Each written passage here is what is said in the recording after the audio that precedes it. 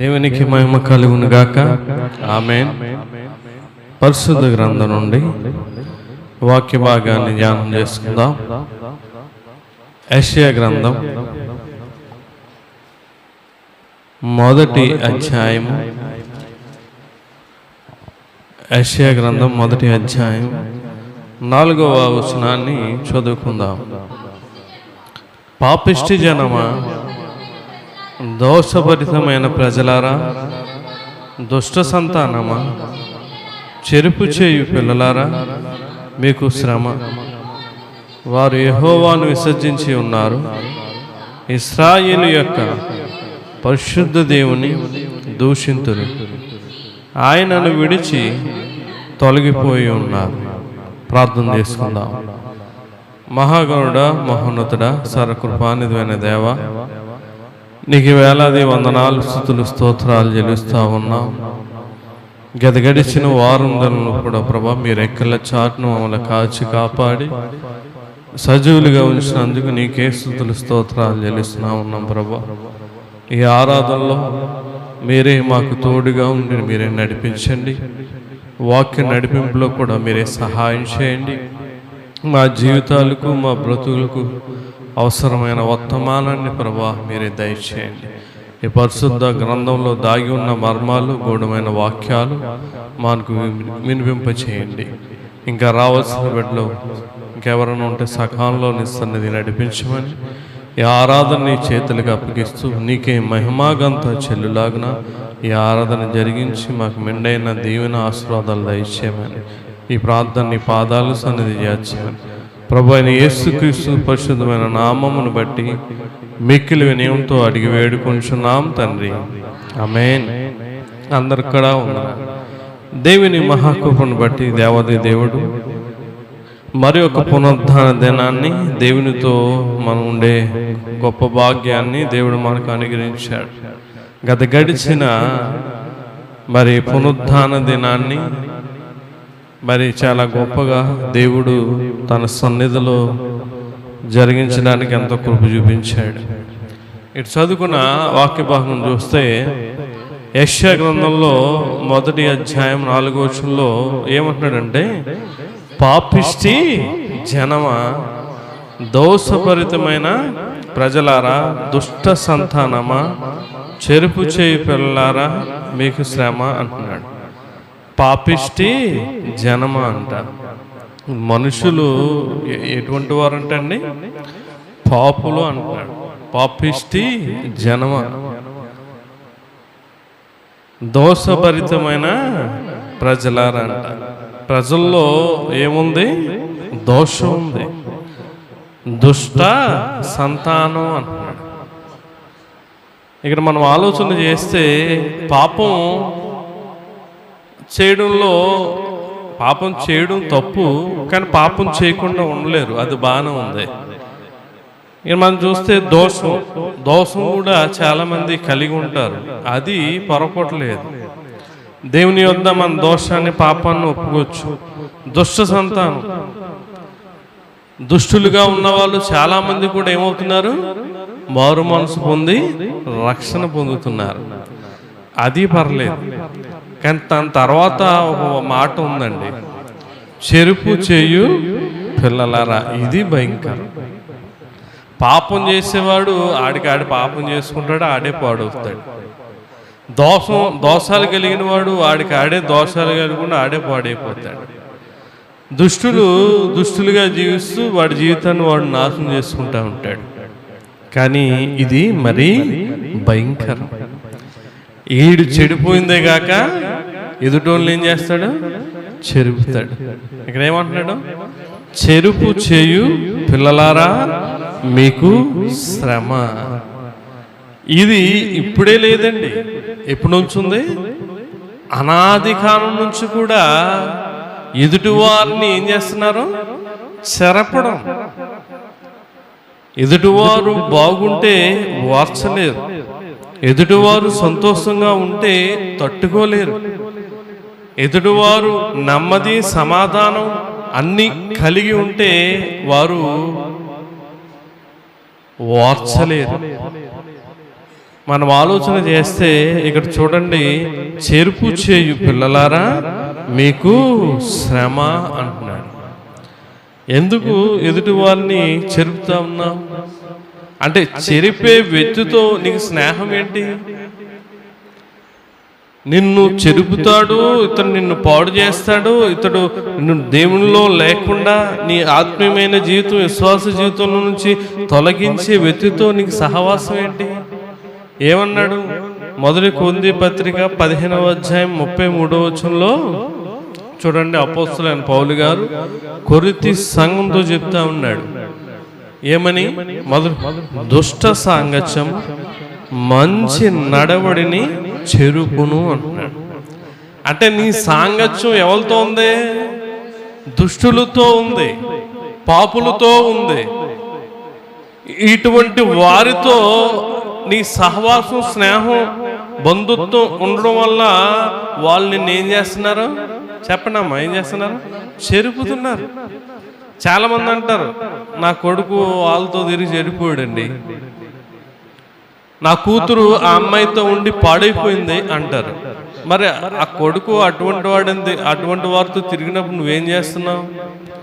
నీ కూతురు అటువంటి అమ్మాయితో మాట్లాడుతున్నప్పుడు నువ్వేం చేస్తున్నావు? నిద్రవుతున్నావా? చెడిపోయాక, పాడైపోయాక ఎదుటివారి మీద నిందల మోపడం ఒక కామన్గా అయిపోయిందండి. పిల్లలు చూడండి, చెరుపు చేసేవారు ఉన్నారు, చెడగొట్టేవారు ఉన్నారు. అటువంటి వారు ఉన్నప్పుడు వారి మాటను బట్టి, ప్రవర్తన బట్టి మనం వారిని కనిపెట్టి వారి నుండి మనం దూరం అవ్వాలి. పిల్లరోసారి మనం ఆలోచన చేస్తే, చెరుపు చేయు పిల్లలారా మీకు శ్రమ అంటున్నాడు. దేవుడేమి ఊరుకోడంట. ఇటువంటి చెరిపే వారిని ఏం చేస్తాడంటే దేవుడు, ఏమండి, శ్రమకు వారిని అప్పగిస్తాడంట. బైబిల్లో కొన్ని విషయాలు ఉన్నాయండి. ఏ రీతిగా వీరు చెరుపుతున్నారు అని మనం చూస్తే, మొదటిగా 2వ కొరింథీ పత్రిక చూడండి, 2వ కొరింథీ పత్రిక 11వ అధ్యాయము 3వ వచనం చదువుతాం. మనస్సులను చెరుపుతున్నారంట. ఫస్ట్ మొదటగా నీ మనసులో ఏదన్నా వాడేశారనుకో, ఇంకా నీకు అదే తిరుగుతూ ఉంటది.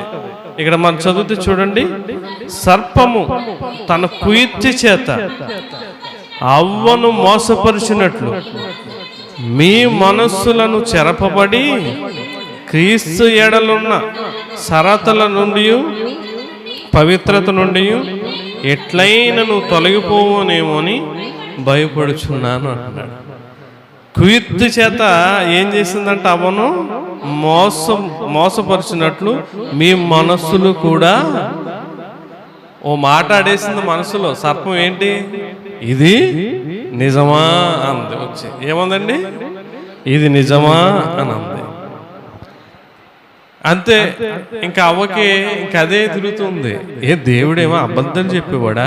ఏమండి, అబద్ధం జనుకుడా దేవుడు? అబద్ధం ఆడినట్టు ఆయన చరిత్రలో ఉందా? ఆయన మానవుడు కాదు కదా అబద్ధం ఆడడానికి. ఎలా నమ్మింది అవ్వ? ఇది నిజమా అన్నప్పుడు, ఇది నిజమే కాదు, ఇది నిజమే, దేవుడు చెప్పాడంటే ఇది నిజమే అని నమ్మాలి కదా. అలాగే నీకు ఏదో ఒకటి పాడేస్తారు. పాస్టర్ గారు ఇలాగన్నాడంట కదా నిన్న, అంతే. నీకేం తిరుగుతుంది లోపల? అదే తిరుగుతుంది. ఈ సందర్భంలో విషయాన్ని జ్ఞాపకం చేసుకుంటే, సీమోన్ గారు పాట పాడారు. 2 చరణాలు పాడాక అయ్యగారు కోటల్లో 2 చరణాలే అంటున్నారు సమయాన్ని బట్టి. ఎందుకంటే పాడే వాళ్ళు ఎక్కువ ఉన్నారు. మంచిది, మనం దేవుణ్ణి గణపరచడం, దేవుని పరిసరలో ముందు ఉండడం చాలా మంచిది. అందువల్ల సమయాన్ని అడ్జస్ట్మెంట్ చేసుకుంటూ ముందుకు పోతూ ఉంటారు. ఒకసారి చిక్కాలేసి గారు కూడా 3 పాటలు అట్టుకొచ్చాడు, 3 చరణాలు అట్టుకుని. ఆయన్ని కూడా అన్నాడు పాడేసాక చాలా అయ్యని అని వెళ్ళిపోయాడు. ఎవరో అన్నారంట, అయ్యగారు నిన్ను అలా అవమానపరిచేసారేంటి అని. ఏమండి, అవమానపరిచారా? ఏం సీమని అలా పాడమన్నారా? పాడతాం వచ్చా నీకు అన్నారా? ఏమన్నారు? ఏమన్నారండి? చెరిపే మనుషులు. ఎవరో ఏదో అన్నారంట, ఆ మాట అయ్యగారు నేను అవమానపరిచేశారు అందరి ముందు అని దాన్ని పట్టుకుని ఆ మాటకి రావడం మానేశారు. చెరుపు చేయి పిల్లలారా మీకు శ్రమ, జాగ్రత్త. ఇది దేవుని సంఘం. సంఘం తన స్వరత్వము చేత ఆయన సంపాదించుకున్నాడు, పరిశుద్ధపరిచి ఆయన స్వరత్వముతో కొనుక్కున్నాడు. అటువంటి సంఘాన్ని నువ్వు చెరుపుతూ ఉంటే చూస్తూ ఊరుకోడండి దేవుడు. చూస్తూ ఊరుకుంటాడా? లంకలక్ష్మి గారికి అలాగే ఏదో అన్నారంట, ఆవిడ మానేసింది. అసలు నీ ఉద్దేశం ఏంటి నాకు తెలియకడుతుంది. ఎందుకు వస్తున్నావు దేవుని సన్నిధికి? ఎదుటోళ్ళని చెరపడానికి, ఎదుటోళ్ళని పాడు చేయడానికి, నాశనం చేయడానికి వస్తున్నావా? అలాగైతే మానేయ్. దేవుడు శ్రమల కనుక నీకు పంపిస్తే తట్టుకోలేవు, తట్టుకోలేవు. నీ చేతనైతే సహాయం చేయి, మేలు చేయి, అంతే తప్ప పాడు చేయకు. పాడు చేయకూడదండి. అలా దూరం అయిపోయింది. పోనీ దూరం అయిపోయిన ఫ్యామిలీని మన సంఘం ఏమన్నా వెళ్ళి బలపరిచి నడిపిస్తారంటే అసలు చలనమే లేదు. నీ తోటి సహోదరుడు, ఒక తోటి కుటుంబం నీ సన్నిధికి రావట్లేదంటే అసలు నీకు చలనం లేదు. నీకు బేలే మానేశారనుకుంటున్నావు అంతే. అసలు సంఘ బాధ్యత, ఒక సహోదరుడిగా ఉన్న బాధ్యతలు అసలు నీకు ఏమీ లేవు. నీకు ఎవరన్నా మానేస్తే సేవకులు వెళ్ళి నడిపించుకోవాలి, లేకపోతే లేదంతే. వాళ్ళ డ్యూటీ అది, వాళ్ళ బాధ్యత. వాళ్ళు ఏడుతారులే, ఎవడ మానేస్తాం మనకెందుకు, ఎవడ వస్తే ఏంటి, రాకపోతే మనకేంటి. నేను బాగున్నాను కదా, నేను దేవునికి వెళ్ళి సన్నిధికి వెళ్ళి దీవించబడుతున్నాను కదా, ఆస్వాదించబడతాను కదా. ఏంటండి ఇది? దేవుడు అదే స్వార్థం కలిగి ఉంటే ఆయన అన్ని శ్రమలు, అన్ని అవమానాలు, అన్ని బాధలు అనుభవించడానికి భూలోకానికి బుద్ధుడైనా శ్రమ ఏం లేదు కదా. తోటి సహోదరుడు మానేశాడు, ఏదో పొరపాటుని ఏదో మాట చెవినబడి వెళ్ళి బలపరచాలి కదా, నడిపించాలి కదా. నీకు బాధ్యత లేదా? బాధ్యత లేదా? ఆత్మీయమైన కుటుంబంలో నువ్వు కూడా ఓ సహోదరుడు తల్లిగా తండ్రిగా ఉన్నావు కదా. నీ కుటుంబం పాడైపోతూ ఉంటే సరి చేసుకోవా? నీ కుటుంబం చెడిపోతూ ఉంటే దారిలో పెట్టుకోవా? మరి ఆత్మీయమైన కుటుంబం గురించి కూడా నువ్వు పట్టించుకోవా? దేవుడు అడగడా నిన్ను లెక్క? దేవుడు నిన్ను అడగడా అనుకుంటున్నావు నువ్వు? తీర్పు దినాన్న ప్రతి ఒక్కరిని కూడా దేవుడు అడుగుతాడు. పలానా అప్పుడు పలానా సహోదరుడు మానేసరికి నీకు తెలిసింది, కానీ ఎందుకు వెళ్ళలేదు, ఎందుకు వెళ్ళి బలపరచలేదు, ఎందుకు మాట్లాడలేదని అడుగుతాడు. అందుకంటాడు అపోస్తలుడైన పౌలు గారు ఎఫెసీ పత్రికలో, దినములు ఎందుకు అన్నాడైనా? దినములు చెడ్డవేంటండి? దినములు చెడ్డవని ఎందుకు అన్నాడంటే అక్కడ నుంచి చూసాడు ఆయన. యెషయా గ్రంథం నుంచి మనం చూస్తూ ఉంటే ఎదుటి వాళ్ళని చెరిపేవారే కనబడతారు తప్ప బాగు చేసేవాళ్ళు ఏంటి, మేలు చేసేవాళ్ళు కనబడట్లే. అందుకే దినములు చెడ్డవి కనుక మీరు సమయమును, జనములు చెడ్డవండి, దినములు చెడ్డవి. ఒకవేళ మాట తెలిసిందే అన్నారు, సేవకుడిని ఏం అర్థం చేసుకున్నాడు? సేవకురాల్ని, ఆయన ప్రేమను. ఈరోజు కూడా అలాగే ఉన్నారు ప్రతి క్రైస్తవులు కూడా. ఎవరో ఏదో పనికిమాలలో అన్న మాటలు పట్టించుకుంటున్నారు, కానీ దేవుణ్ణి, దైవజనుని మాటలు పట్టించుకొని పక్కన పెట్టే వాళ్ళే ఉన్నారు. జాగ్రత్త. ఈ దుర్దినాలండి. పరిస్థితులు బాగోలేదు. యుద్ధం నిన్న చర్చ జరిగిందంట, విఫలమైంది. యుద్ధం ఇంకా రెట్టింపు అయిపోతుంది. పరిస్థితులు బాగో. ఏదో ఒక రోజు ఏదో బాంబు వచ్చి ఇండియాల మీద పడిపోవచ్చు. ఇంకా నువ్వు ఎలా ఉన్నావంటే, నేను బాగానే ఉన్నాను, ఇలాగే ఉంటుంది, నెలకి జీతం పడుతుంది, వాటితో సంతోషంగా ఉందాం అనుకుంటున్నామేమో. పొరపాటు. మనస్సులను ఏం చేస్తున్నారంట? చెరుపుతూ ఉన్నారు. మనస్సులను చెరుపుతూ ఉన్నారు. మనస్సులను చెరపకూడదు. ఏమని చెరిపాడు? సర్పము. చూడండి, ఆదికాండం 3వ అధ్యాయము 2వ వచనం నుంచి మనం చదివితే, అందుకు స్త్రీ ఈ తోటల చెట్ల ఫలమును మేము తినవచ్చును. అయితే ముందనేసాడు, ఇది నిజమా అని ఒకడు ఆడేశాడు. అయితే తోటల మధ్యన ఉన్న చెట్టు ఫలములను గురించి దేవుడు మీరు చావుకున్నట్లు వాటిని తినకూడదని, వాటిని ముట్టకూడదని చెప్పనని సర్పముతో నేను. అందుకు సర్పం, మీరు చావనే చావరు. దేవుడు చెప్పిన మాట పక్కన పెట్టేసింది అవ్వ. ఏమండి, దేవుని మీరు చనిపోతారా మీరు తింటే అన్న మాట ఏం చేసింది? పక్కన పెట్టేసింది. ఎవరి మాట వింటుంది?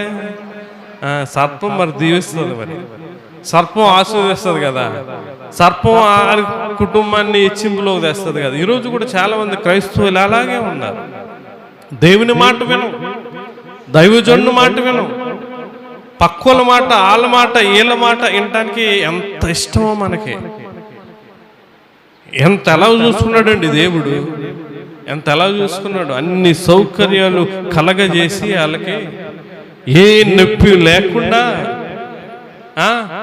ఏ ఎండ దెబ్బ కానీ వడదెబ్బ కానీ అసలు ఏమీ కలగకుండా వారికి అన్ని సౌకర్యాలు కలగజేస్తే దేవుని మాట పక్కన పెట్టి ఎవరి మాట విందే? సర్పం, సాతాను మాట వింది.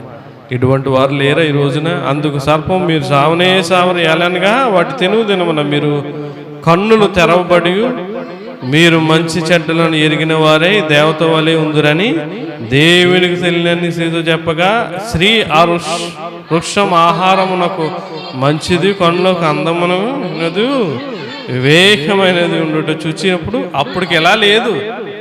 ప్రతిరోజు మెలుగుకున్నప్పుడల్లా చూస్తుంది ఆ వృక్షాన్ని, కానీ అప్పటికి ఎలా లేదు.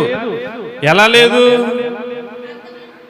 చూడండి, ఆహారమునకు మంచిది, కన్నులకు అందమైనది, వివేకమిచ్చి రమ్యమైనది. అప్పటికి ఎలా లేదు, ఇలా కనబడలేదు. ఎందుకంటే అప్పుడు దాకా ఎవరు కూడా అవన్నీ ఏం చేయలేదు, చేరపలేదు. మనసులో ఏ విధమైన చెడ్డ మాట వెయ్యలేదు. పిల్లలు సార్ ఆలోచన చేయండి. ఎప్పుడైతే సర్పము తన మనసులో చెడు మాట వేసిందో అప్పుడు చూసినప్పటికీ కొత్తగా కనబడింది. అంటూ ఉంటారు కదా కుర్రోళ్ళు, ఒరే తాగరా, ఏం కనబడుతుంది చెప్పండి. ఏదో ఎవరు అంటున్నారు, స్వర్గం తాగితే ఏం కనబడుతుంది అంట? కనబడుతుంది. లోపల లివర్లో ఇవన్నీ పోయాక హాస్పిటల్లో ఏం కనబడుతుంది? మొత్తం అన్నీ కూడా కనబడతాయి, సర్వలోకం కూడా కనబడుతుంది. చెడు మాటలకి ఎంత ప్రాధాన్యత ఇస్తారు ఈ రోజున. మంచి మాటకి, దేవుని మాటకి విలువ లేదండి. ఒకసారి ఆలోచన చేయండి. ఇక్కడ రోమపత్రిక 16వ అధ్యాయము 18వ వచనంలో మనం చూస్తే, అట్టివారు మన ప్రభువు అయిన క్రీస్తుకు కాక తమ కడుపునకే దాసులు, వారి ఇంపైన మాటల వల్లను హెచ్చకములను నిష్కపటుల మనస్సులను మోసపుచ్చుదురు. ప్రభువునకు దాసులు కాదంటే ఎవరికి? కడుపు. అవ్వకి ఏం తక్కువ వస్తుంది? ఆ తోటలో ప్రతి పండు, ప్రతి ఫలము తింది. అవి ఒక్కటి తినకపోతే చచ్చిపోద్దా? ఇలాగే చాలా మంది వారికి కలిగిన అన్ని తింటారు, తింటాక అన్నీ ఉంటాయి, కానీ ఒక్కొక్క చోట కక్కుతూ పడిపోతూ ఉంటారు. అవ్వ కూడా అలాగే పడి తన జీవితాన్ని, వారి కుటుంబాన్ని పాడు చేసుకుంటారు. తోటలో నుంచి కెంట వేయబడ్డారు. బయట శ్రమలో, బాధలో ఆ ముళ్ళ పొదలన్నీ కూడా దున్ని పంట పండించుకుని ఎంత కష్టం వచ్చింది చూసారా? దేవుని మాట మనం విన్నప్పుడు మనకు కూడా ఏమొస్తాయి చెప్పండి? కష్టాలు వస్తాయి. ఎవరైతే, ఏ కుటుంబం అయితే దేవుని మాటను పక్కన పెడతారో, దేవుని మాటను వినరో, వారికి ఏమొస్తాయి? తర్వాత శ్రమలే వస్తాయి, బాధలే వస్తాయి. పిల్లలు గుర్తుపెట్టుకోండి, నువ్వెప్పుడు కూడా చెరపకూడదు. చూడండి, ద్వితీయోపదేశకాండం 4వ అధ్యాయము, ద్వితీయోపదేశకాండం 4వ అధ్యాయం 9వ వచనం మనం చదివితే చూడండి, అయితే నీవు జాగ్రత్త పడవు, నీవు కన్నులారా చూచిన వాటిని మరువకయుండునట్లు అవి నీ జీవిత కాలమంతయు నీ హృదయం నుండి తొలగిపోకున్నట్లు నీ మనస్సును బహు జాగ్రత్తగా, మనస్సును ఏం చేయాలంట చెప్పండి. మనం ఏం చేస్తాం? మన చీరలు, మన వస్త్రాలు, బంగారం, డబ్బు, ఇవన్నీ ఇల్లు కూడా కాపాడుకోవడానికి చుట్టూ ఫెన్సింగ్ వేసేస్తాం. ఎంతో నిజంగా ప్రతిదీ కూడా, వాహనాన్ని కానీ లేకపోతే మనకిచ్చిన మొబైల్ని కానీ ఎంత జాగ్రత్తగా కాపాడుకుంటామో. కాదు, మనం ముందు జాగ్రత్త కావాల్సింది ఏంటి? మనస్సు. ఎందుకంటే ఆ మనసులో ఏం చేస్తారు? చెడు మాటలు వేస్తారు, లేనిపోని చెప్తారు. అప్పుడు నువ్వేమైపోతావంటే దేవుడు నీకేం చేస్తాను? భ్రష్ట మనసు ఇచ్చేస్తాను అంటున్నాడు. చూడండి, ఎప్పుడైతే నువ్వు దేవునికి చోటు ఇవ్వకుండా, దేవుని మాటకు నువ్వు చోటు ఇవ్వలేదో, నీ మనసు ఏ మనసు అయిపోద్దంట? రోమపత్రిక చూడండి, 1వ అధ్యాయం 28వ వచనం మనం చదివితే, మరియు వారు తమ మనసులో దేవునికి చోటు ఇవ్వనొల్లకపోయారు కనుక. అంటే దేవునికి చోటు ఇవ్వలేదంటే చెప్పండి, ఎవరికి చోటు ఇవ్వలేదు? దేవుని వాక్యానికి. వాక్యం ఏమై ఉన్నది? దేవుడై ఉన్నాడు. అంటే వాక్యానికి కానీ దేవునికి కానీ నీ మనసులో ఏమి లేదు? చోటు లేదు. అందువల్ల నీ మనసు ఏమైపోయింది? భ్రష్ట మనస్సు. ఏంటి ఏమంటున్నాడు? చెయ్యరాని కార్యములు చేయుటకు దేవుడు భ్రష్ట మనస్సు. అయ్య బాబాయ్, అటువంటి పనులు చేస్తున్నాడండి అతను, అటువంటి తప్పులు చేస్తున్నాడు అని అంటూ ఉంటారు. కారణం ఏంటంటే నీ మనసును దేవుడు దేనికి ఇచ్చాడు? భ్రష్ట మనసుకు అప్పగించేసాడు. ఎందుకంటే నువ్వు దేవుని వాక్యానికి కానీ దేవునికి కానీ ఏమివ్వలేదు? చోటు ఇవ్వలేదు. వాక్యం మనం ఎప్పుడు కూడా శ్రద్ధగా ఆసక్తిగా వినాలి. అప్పుడు ఆ మాటలు మన మనసులోకి వెళ్తాయి. లేదనుకో వెళ్ళవు. నువ్వు వాక్యం వినకపోతే దేవుడు ఏమన్నాడు తెలుసా? ఇర్మీయా గ్రంథం 11వ అధ్యాయం 3వ వచనంలో ఒక మాట ఉంటుంది చూడండి. ఇర్మీయా గ్రంథం 11వ అధ్యాయం 3వ వచనంలో, ఇశ్రాయేలు దేవుడైన యెహోవా సెలవిచ్చినది ఏమనగా, ఏమన్నాడు? ఈ నిబంధన వాక్యములను విననల్లని వాడు శాపగ్రస్తుడు. జాగ్రత్త. దేవుడు వాక్య రూపిగా నీతో నాతో మాట్లాడుతున్నప్పుడు నువ్వు వినకపోతే ఏమైపోతావు? శాపగ్రస్తులు అయిపోతావు. ఫోనులు చూడకండి, బయటికి వెళ్ళకుండా, దిక్కులు చూడకండి. వాక్యం చెప్పినప్పుడు నువ్వు సూటిగా దేవుని మాట వైపే చూడాలి. లేదనుకో నీ మనసును దేవుడు ఏం చేస్తాడు? భ్రష్ట మనసుకి ఇచ్చేస్తాడు. రెండవదిగా మనం చూస్తే, మొదటిగా మనస్సులను చెరుపుతున్నారు, రెండవదిగా దేవుని సువార్తను చెబుతున్నారు. చూడండి, గలతీ పత్రిక 1వ అధ్యాయము 7వ వచనం మనం చదివితే ఏమంటున్నాడు చూడండి. అది మరి ఒక సువార్త కాదు గాని క్రీస్తు సువార్తను చెరపగోరి మిమ్మును కలవరపరుచువారు కొందరున్నారు. దేని చెడగొడతారంటే ఇప్పుడు చెప్పండి. క్రీస్తు దేవుని సువార్తను కూడా ఏం చేస్తున్నారు? చెరిపేస్తున్నారు.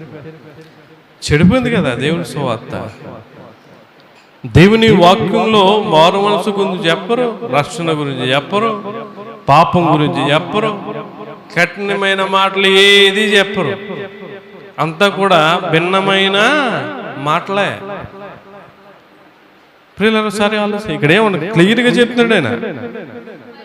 మరి ఒక సువార్త కాదు గాని క్రీస్తు సువార్తను చెరపగోరి మిమ్మును.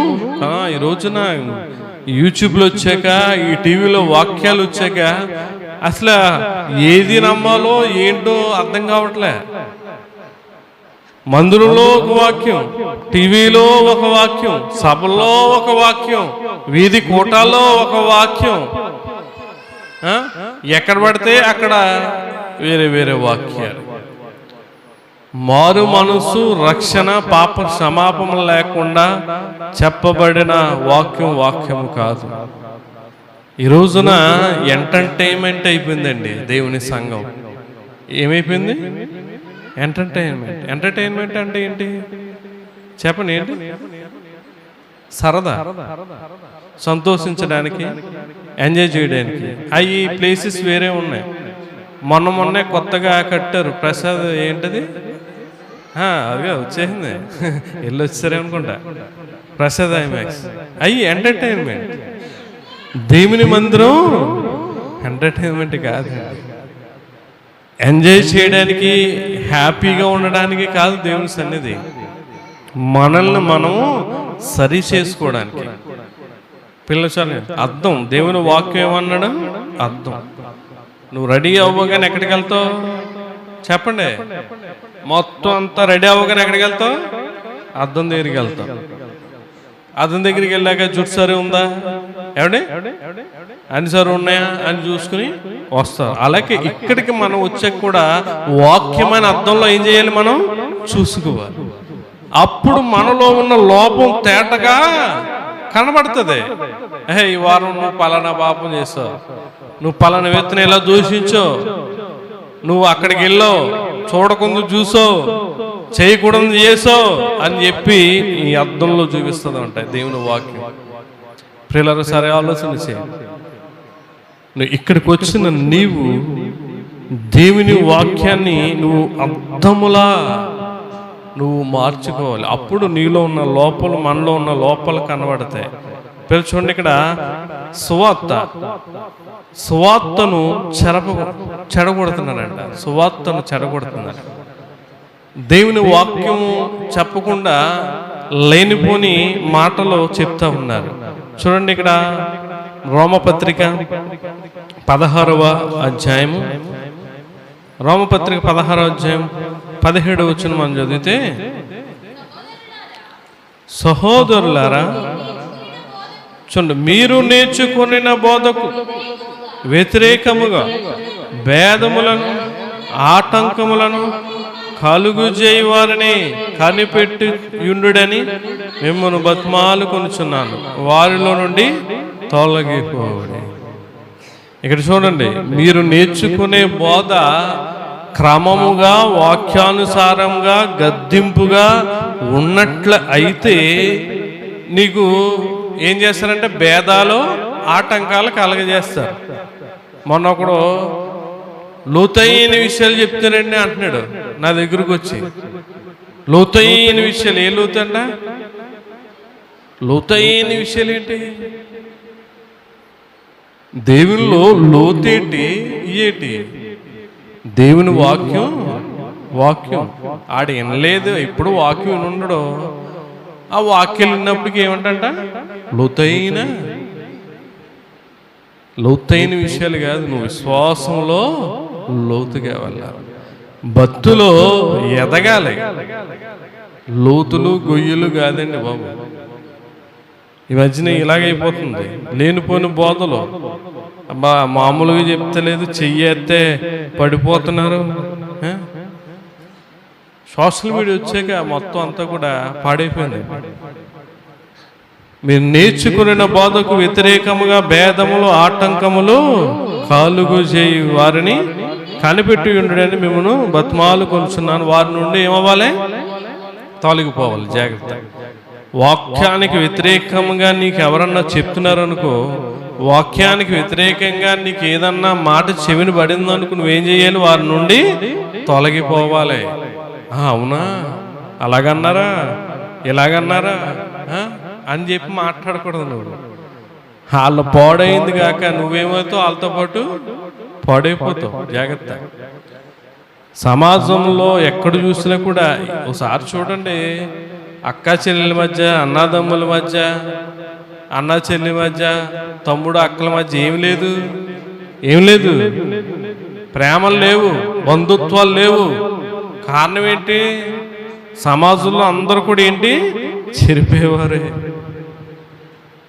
అంతెందుకండి, కుటుంబంలో భార్య భర్త కలిసి ఉండట్లే, కుటుంబంలో తల్లిదండ్రులు బిడ్డలు కలిసి ఉండట్లేదు, వారి మధ్య ప్రేమ ఉండట్లేదు.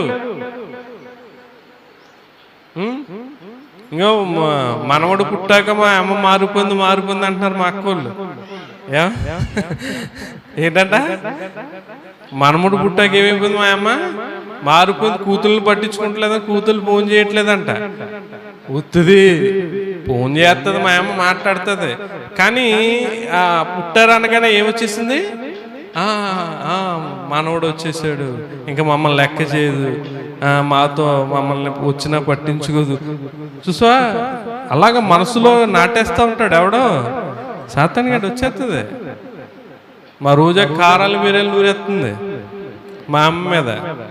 మా పద్మాక కూడా ఎప్పుడు మా పద్మాక మా అమ్మని అనేది కాదు, మీ అమ్మ ఆరుపుందిరా బాబు, మా ఆరుపుందని 10 సార్లు అంటుంది. చూసారా, పుట్టిచ్చేస్తాడు అంటాడు కదా మేకలో, తండ్రికి కొడుక్కి కుమారుడికి సారీ తండ్రికి కొడుక్కి తల్లికి కూతురికి అత్తకి కోడలకి ఏం పెట్టేస్తాడంట, వైరం విరోధం పెట్టేస్తాడంట. పిల్లలసారి ఆలోచించే మనం చూస్తే గలతీ పత్రిక 1వ అధ్యాయము, గలతీ పత్రిక 1వ అధ్యాయము 6వ వచనం మనం చదివితే ఇక్కడ ఏమంటున్నాడు చూడండి. క్రీస్తు కృపను బట్టి మిమ్మును పిలిచిన వానిని విడిచి భిన్నమైన సువార్త తట్టుకు మీరెంత త్వరగా తిరిగిపోవుట చూడగా నాకు ఆశ్చర్యం. ఏం సువార్త కంట భిన్నమైన అంటే అర్థం ఏంటి? ఈ సువార్త కాకుండా మరి ఒక సువార్త, భిన్నమైన మనం ఏదైనా సరే క్రొత్తదనాన్ని కోరుకుంటాం.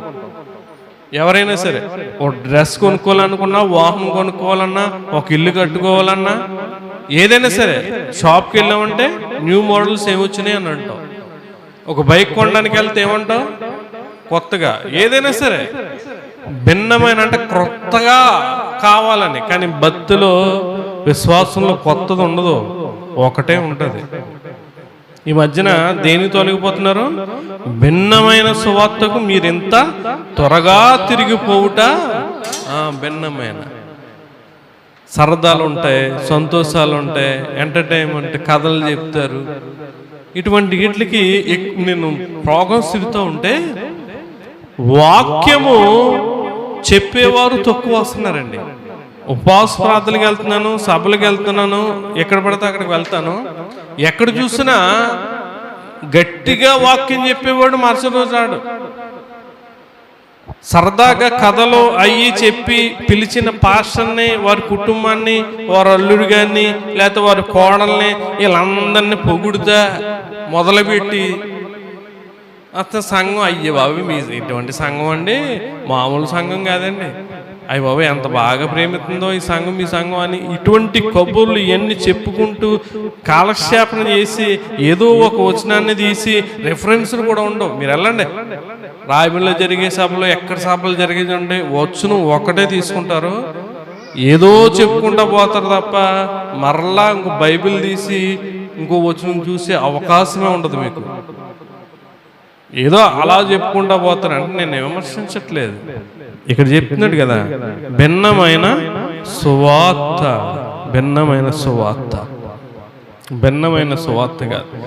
8వ వచనంలో ఒక మాట ఉండొచ్చు, మేము మీకు ప్రకటించిన సువార్త గాక మరి ఒక సువార్త మేమైనను పరలోకము నుండి వచ్చిన ఒక దూతైనను మీకు ప్రకటించిన ఎడల అతడు శాపగ్రస్తుడు.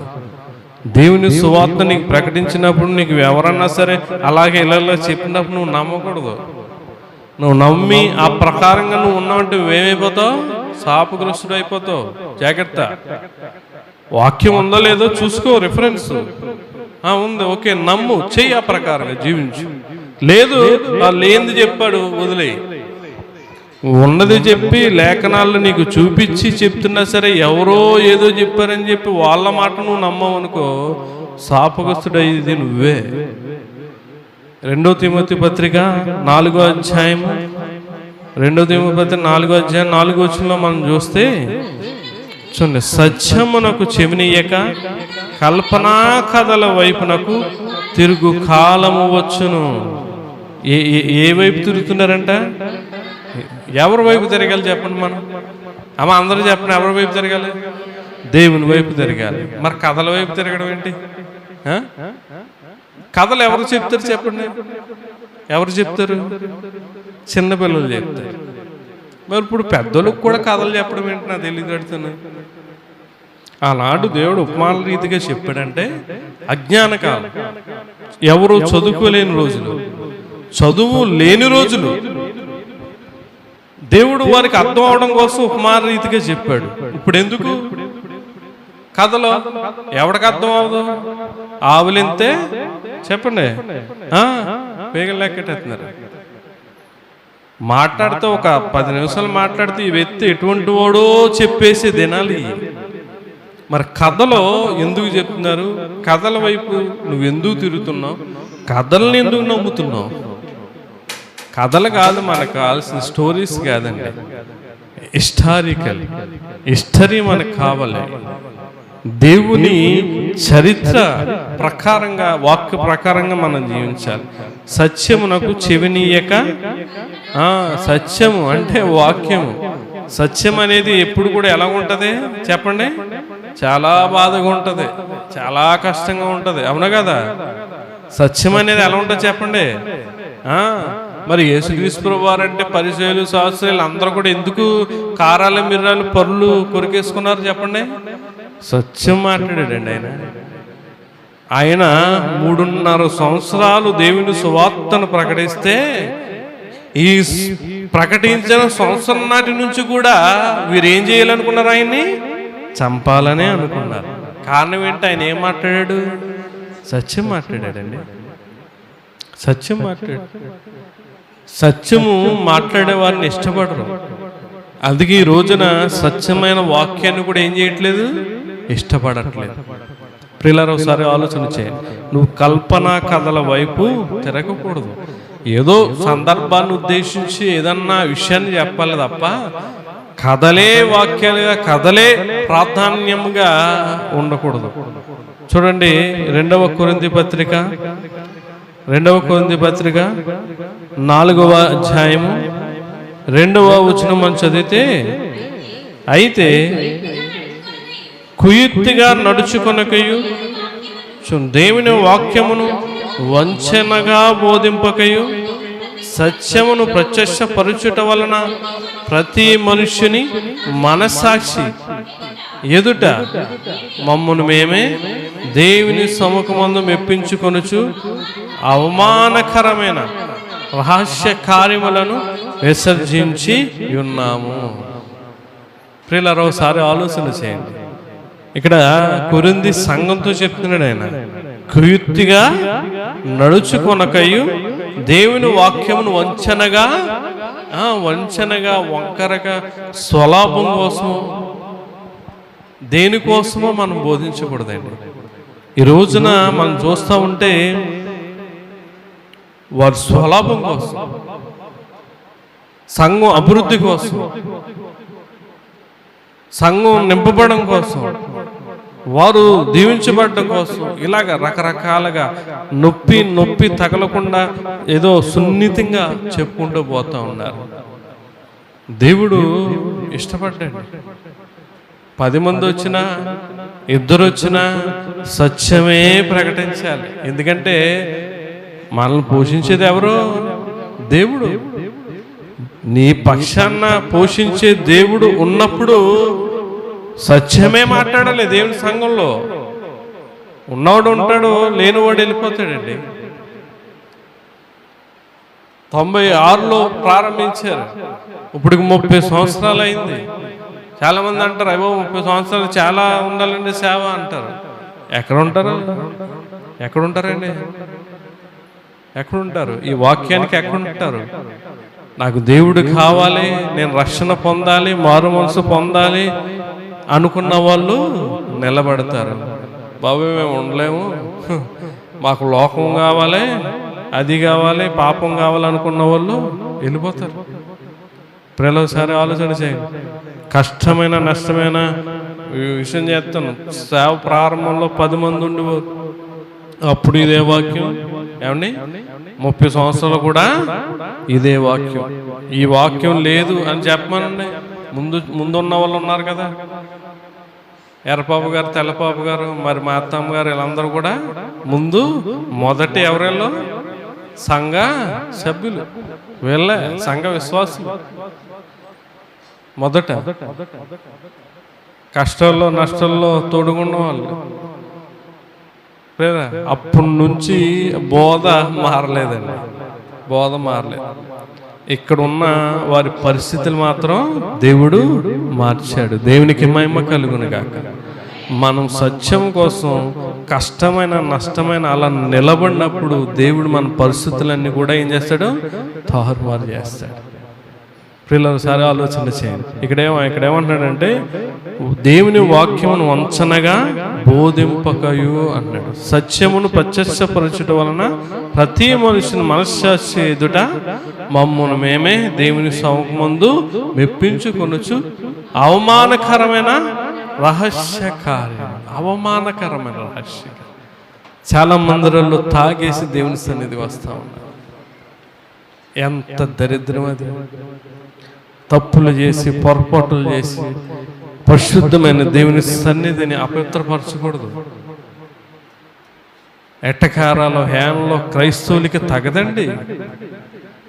ఇంకా దౌర్భాగ్యంలోకి, ఇంకా భక్తిహీనలోకి వెళ్ళిపోవడానికి చూస్తూ ఉన్నారు ఈనాటి క్రైస్తవులు.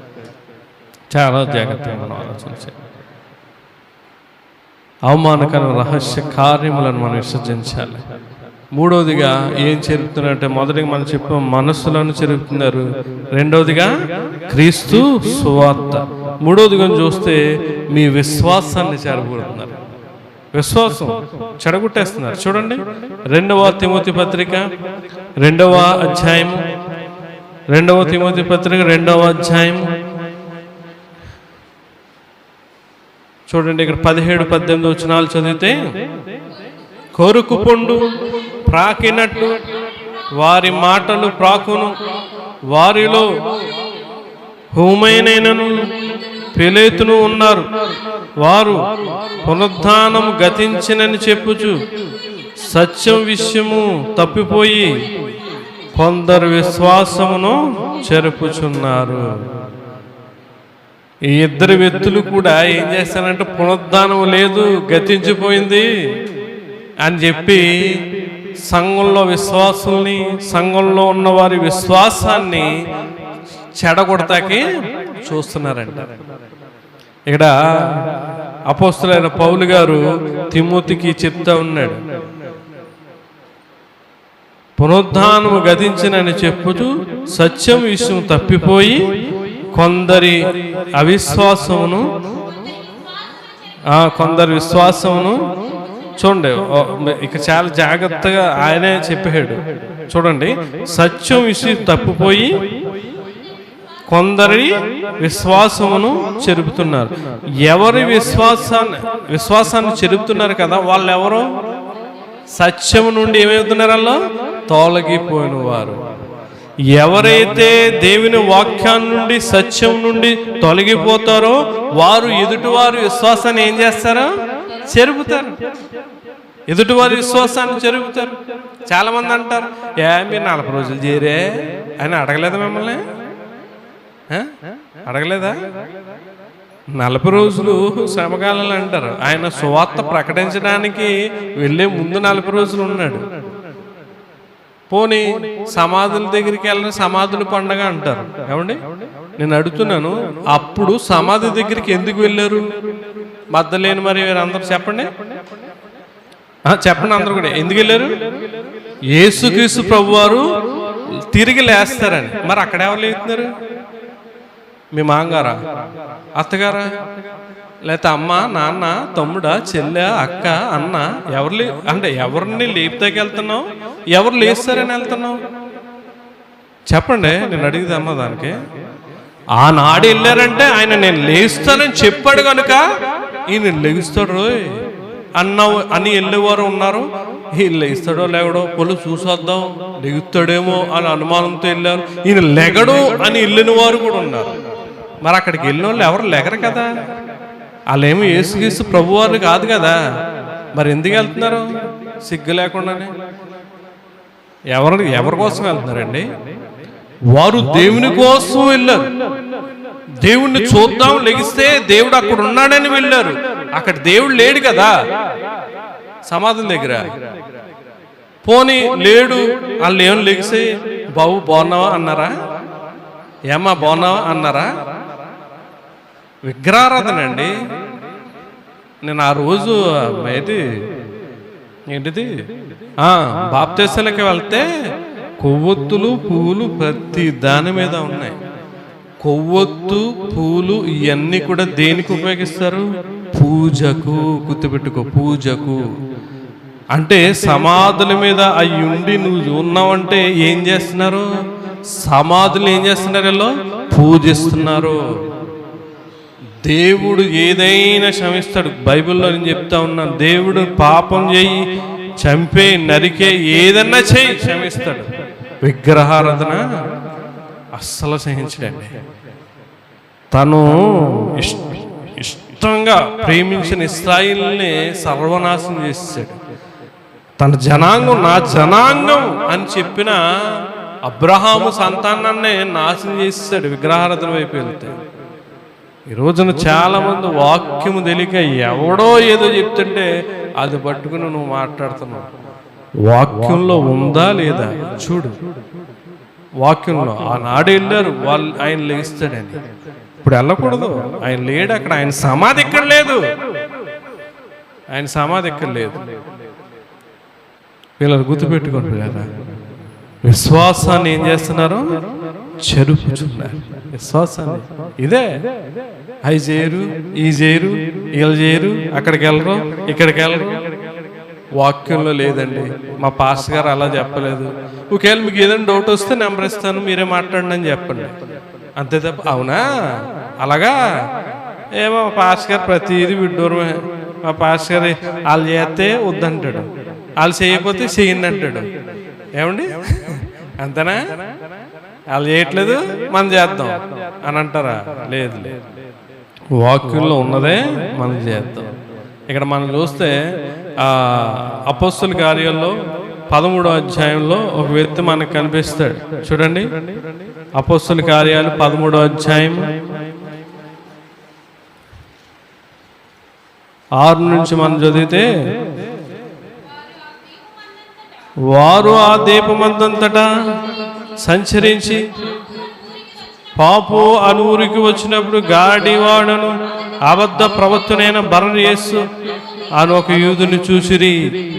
చూడండి, ఇతడి వివేకము గలవాడై సెర్గీ పౌలు అను అధిపతి యొద్ద ఉండెను.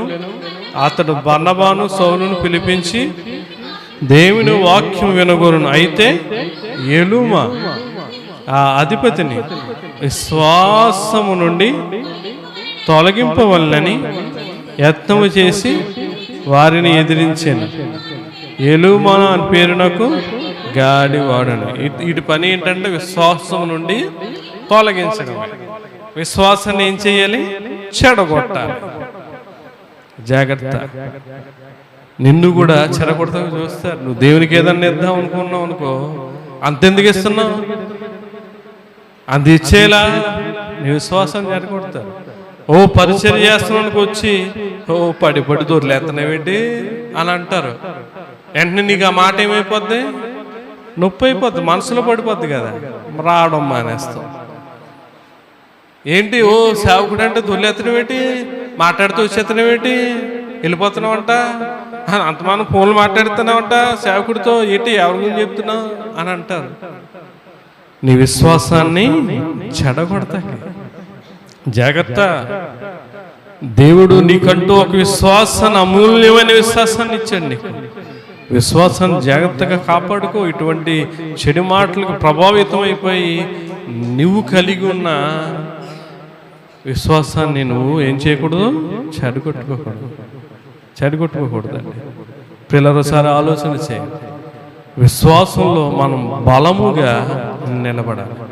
విశ్వాసంలో మనం బలముగా నిలబడాలి. ఇక్కడ మనం ఆలోచన చేస్తే అపోస్తలుల కార్యాలు 5వ అధ్యాయం 3వ వచనంలో మనం చూస్తే చూడండి, ఒక మాట ఉంటుంది ఇక్కడ. అపోస్తలుల కార్యాలు చూడండి. అప్పుడు పేతురు, అననీయ, మనకు తెలుసు కదా, అననీయ సప్ఫీరా ఒక పొలం అమ్మి దేవునికి పరిచర్యకి ఇవ్వాలనుకుంటారు. అందులో వారు కొంత దాచుకొని కొంత దేవుని వద్దకు తీసుకొచ్చినప్పుడు పేతురు గారు అంటున్నాడు. అప్పుడు పేతురు, అననీయ, నీ భూమి వెల్లో కొంత దాచుకుని పరిశుద్ధాత్మను మోసపుచ్చుటకు సాతాను ఎందుకు నీ హృదయం ప్రేరేపించెను. గుర్తుపెట్టుకో, దేవునికి ఇచ్చేటప్పుడు సాతాను గడు ఏం చేస్తాడంట, నీ హృదయాన్ని ఏమని అంతెందుకు ఇచ్చేస్తున్నావు. మాట్లాడితే సేవకులకి అవి కొనెత్తనవేంటి, మాట్లాడితే సేవకుని తెగ ప్రేమించేస్తున్నావేంటి, అంతమానం వెళ్ళిపోతున్నావేంటి, ఎలాగేంటి అలాగేంటి పరిచయంలో ఏంటి అని అన్నట్టుగా ప్రేరేపణ వస్తుంది. ఇక్కడ కూడా పాపం వీరి ఉద్దేశం లేదండి. అననీయ సప్ఫీరా వారి ఉద్దేశం ఏంటి, పొలం అమ్మి దేవునికి ఇవ్వాలి. పొలం ఉందే అమ్మేద్దాం అనుకున్నారు, అమ్మేసే వరకు కూడా వారికి ఎటువంటి దురుద్దేశం లేదు. అమ్మి చేతికి డబ్బులు వచ్చాక ఎవరు దురాడు, సాతాను ప్రేరణ ఇచ్చాడు. ఎందుకయ్యా అంత ఇచ్చేస్తున్నా, తింటాకి లేకుండానే ఉండాలి కదా, నీ భార్య ఉంది, ఏదైనా కొనాలి కదా, షేరో అదో ఇదో ఏదో అని చిన్నది వేసాడు.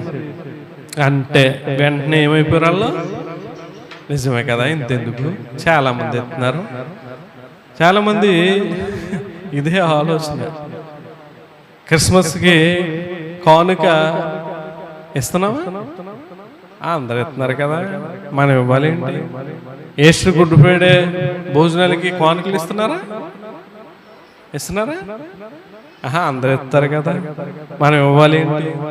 జాగ్రత్త, ప్రేరేపణ కలుగజేస్తాడు. సాతాను ఎందుకు నీ హృదయమును ప్రేరేపించెను. ప్రతి ఒక్కరికి వస్తుందండి ప్రేరణ, ప్రతి ఒక్కరికి. అయ్యగారు కూడా ఏమన్నా కొన్నప్పుడు ఎందుకు ఇంత అవసరమా అన్నట్టుగా అనిపించవచ్చు, కానీ మళ్ళా అవే దేవునికి ఉండాలి. ప్రతి ఒక్కరికి వస్తుంది, ప్రతి ఒక్కరికి వస్తుంది. కానీ దేవుని విషయాల్లో మనం వెనక అడుగు, చెప్పండి, వెనక అడుగు వెయ్యకూడదు. విశ్వాసంలో ఒక మెట్టు ఏమైపోయినట్టు పడిపోయినట్టే. చివరిగా చూడండి, 2వ తిమోతి పత్రిక 4వ అధ్యాయం 7వ వచనంలో ఏమన్నాడు తెలుసా ఆయన, మనకు అందరికీ తెలిసిన మాట. ఏమంటాడు, మంచి పోరాటము పోరాడి తిని నా పరుగు కడముట్టించిదిని విశ్వాసమును కాపాడుకుంటేనే దేవునికి మహిమ కలుగును గాక. విశ్వాసాన్ని కూడా ఏం చేయాలంటే మనం, చెప్పండి, కాపాడుకోవాలి. కాపాడుకో జాగ్రత్తగా. నీ విశ్వాసం ఎక్కడ ఉంటుందో, ఎక్కడ వదిలేస్తుందో, ఎక్కడ పడిపోతుందో ఆలోచన చేసుకో. మనకున్న ఫోన్ కానీ, బంగారం కానీ, డబ్బులు కానీ, వస్త్రాలు కానీ, వాహనం కానీ, ఇల్లు కానీ, వీటిని ఎలాగా కాపాడుకుని వీటికన్నా ఎక్కువగా మనం ఏం చేయాలి, విశ్వాసాన్ని కాపాడుకోవాలి. గుర్తుపెట్టుకో, క్రిస్టియానిటీకి, క్రైస్తత్వానికి పునాది ఏంటండి, విశ్వాసమే. విశ్వాసంలో నువ్వు పడిపోయావనుకో, ఇంకా ఎవ్వరు కూడా నిన్ను ఏమీ చేయలేరు. అక్కడ అంటున్నాడు, అందుకే అంటున్నాడు, ఏమంటున్నాడు ఆయన, విశ్వాసమును కాపాడుకుంటేని. నీ విశ్వాసాన్ని నువ్వు కాపాడుకుంటే నిన్నెవ్వరు కూడా ఏం చేయరు, చెరపలేరు. ఇందాక మనం చదువు కదా, విశ్వాసాన్ని ఏం చేస్తున్నారంట, చెరుపుతున్నారు అన్నాడు. చెరిపే వాళ్ళు ఉన్నారండి సమాజంలో. తోడబుట్టిన వాళ్ళే, దగ్గర వాళ్ళే చెరిపేస్తున్నారు. చాలా చూసాను. ఏమో ఎందుకు నీ కుమార్తె వెళ్ళిపోయిందంటే, సొంత వాళ్ళండి లేనిపోయిన మాటలు చెప్పి ఆ పిల్లని అలా పాడు చేసేసారు, మా మాట వినకుండా చేశారు. సొంత వాళ్ళండి, నా కొడుకు నా మాట వినకుండా లేనిపోని చెప్పి మా మీద ఎలా చేశారు. జాగ్రత్త, ఇటువంటి సమాజంలో ఇటువంటి మనుషుల మధ్య మనం బతుకుతున్నాము. తల్లికి, కూతురికి, తండ్రికి, కొడుక్కి, తోడుపుట్టిన వాళ్ళకి అందరినీ కూడా చెరిపే సమాజం అండి. దేవుడు మనకు తోడుగా ఉంటేనే మనం కాపాడబడగలం. దేవుని యొద్దకు వద్దాం, దేవునితో మన సహవాసం కలిగి ఉందాం, మన విశ్వాసాన్ని ఏం చేద్దాం, కాపాడుకుందాం. అట్టి కృప మీ అందరికీ దేవుడు దయచేయను గాక. ఆమెను ప్రార్థన చేసుకుందాం. విన్న వర్తమానాన్ని బట్టి ప్రియులారా ఒక నిమిషం దేవుణ్ణి అడగండి. చెరుపు చేయు పిల్లలారా మీకు శ్రమ అంటున్నాడు. దేవుని సంఘాన్ని దేవుడు తన స్వరత్వముతో సంపాదించుకున్న దేవుని బిడ్డలను పాడు చేయాలనుకుంటే దేవుడు ఊడుకుంటాడా? దేవుడు నీకు శ్రమలో కలగజేస్తాడు. జాగ్రత్త. ఒక విశ్వాసి దూరం అయిపోయిందంటే, ఒక కుటుంబం దూరం అయిపోయిందంటే, సంఘంగా కుటుంబంలో ఉన్న నువ్వు సహోదరుడిగా ఏ బాధ్యత లేకుండా ఉంటున్నాం. అటువంటి మాటలు మనం పట్టించుకోకూడదు. మన విశ్వాసాన్ని, మన భక్తిని కాపాడుకోవాలి అని చెప్పి విశ్వాసం నడిపించే వాళ్ళే కనబడట్లేదు. మానేశారంట అని సంతోషపడే వాళ్ళే కనబడుతున్నారు. జాగ్రత్త. దేవుడు చెడగొట్టేవాడిని విడిచిపెట్టడు, చెడిపోయేవాడిని నడిపించకపోయినా నిన్ను విడిచిపెట్టడు. దేవుడు నిన్ను లెక్క అడుగుతాడమ్మా. నీ తోటి సహోదరి, నువ్వున్న ప్రాంతంలో సహోదరుడు కుటుంబం రావట్లేదు కదా, నువ్వేం చేస్తున్నావు అని అంటాడు. జాగ్రత్త. మనస్సులను చెరిపేవారు ఉన్నారు, సువార్తను చెరిపేవారు ఉన్నారు, విశ్వాసాన్ని చెరిపేవారు ఉన్నారు. ఒకవేళ మన విశ్వాసాన్ని చెరిపేవారు ఉంటే మన విశ్వాసాన్ని, దేవుడు మనకిచ్చిన విశ్వాసాన్ని కాపాడుకుందాం. ప్రార్థన. మహాగుండ మహోన్నతుడ సర్వాధికారి సర్వకృపానిధి నువ్వు దేవా, నీకే వందనాలు. ఈ ఉదయకాలం మందు ఏం చెబుతున్నారో ప్రభా లేఖనాల ద్వారా మాతో మాట్లాడారు. ప్రభా, మేము విశ్వాసాన్ని కాపాడుకుని నీ సేవలో అటువంటి బోధలకు కానీ ఏ విధమైన వీటికి తొలగిపోకుండా మా మనసులో కూడా నీ వాక్యాన్ని ఉంచుకుని భ్రష్ట మనసుకు అప్పగించుకోకుండా నీ కొరకు జీవించే జీవితం, బ్రతుకు మాకు దయచేయమని ఈ మాటలను బట్టి మమ్మల్ని బలపరిచి ఇంకా నీ సేవలో బహుబలంగా వాడుకునే యోగ్యత, భాగ్యం మాకు దయచేయమని ప్రార్థన పాదాలు సన్నిధి చేర్చమని ప్రభు అయిన యేసుక్రీస్తు పరిశుద్ధమైన నామమును బట్టి మిక్కిలి వినయంతో అడిగి వేడుకొంచున్నాం తండ్రి. ఆమేన్. అందరికీ వందనాలు.